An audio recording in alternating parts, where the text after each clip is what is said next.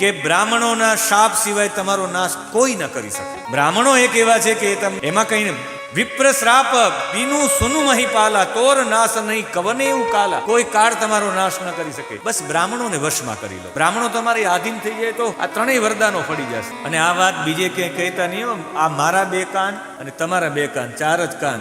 છઠ્ઠે શ્રવણ યહ પરતિ કહાની. આ પરત કહાની, આ 6 કાનમાં વાત ન જવી જોઈએ. ષડકર્ણ ભિદ્યતે મંત્ર.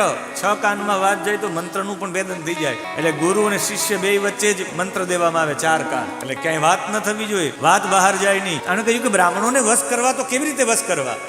આમણે કહ્યું કે હું જન્મ્યો ત્યારથી કોઈના ઘરે ગયો નથી, પણ હું તારા ઘરે આવી, કારણ કે તારું કામ ન બગડે એવા માટે. વેદોમાં અને નીતિશાસ્ત્રોમાં પણ એવું કહેવામાં આવે, મોટા લોકો છે નાના ઉપર બહુ સ્નેહ કરે, નાના વ્યક્તિઓ ઉપર. પર્વતો જો, પર્વતોના માથા ઉપર તૃણ એવું સાદું એવું ઘાસ છે એના માથા ઉપર. પર્વત એટલો બધો મજબૂત ને ઘાસ એકદમ મૃદુ એને મસ્તક ઉપર ધારણ કરે.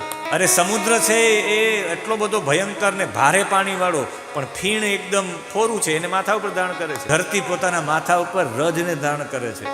તમારા જેવા નાના માણસનું કામ કરવા મને વાંધો નથી, પણ એટલું એને કીધું મારા માટે કષ્ટ સહન કરજો, કે સહન કરીશ, પણ એક વસ્તુ હું રસોઈ બનાવીશ ને તારે પીરસવા. સંકલ્પ કરી લે કે 1 લાખ બ્રાહ્મણોને હું ભોજન કરાવીશ, આખું વર્ષ ભોજન કરાવીશ. રોજ માટે નવા બ્રાહ્મણોને બોલાવવાના. 1 લાખ બ્રાહ્મણો રોજ લે. કે 1 લાખ? કે હા, 1 લાખને રસોઈ હું બનાવી દે, તને જમાડી પણ દે, તારે પીરસી દેવાનું. કે હાલે વ્યવસ્થા. રોજ 1 લાખ બ્રાહ્મણને જમાડો, 1 વર્ષ સુધી જમાડો. આખા પૃથ્વીના બ્રાહ્મણો તમારા વશ થઈ જશે. દેવતાઓ પૂજાથી રાજી થાય ને બ્રાહ્મણો ભોજનથી રાજી થાય. ભોજન કરાવી દો.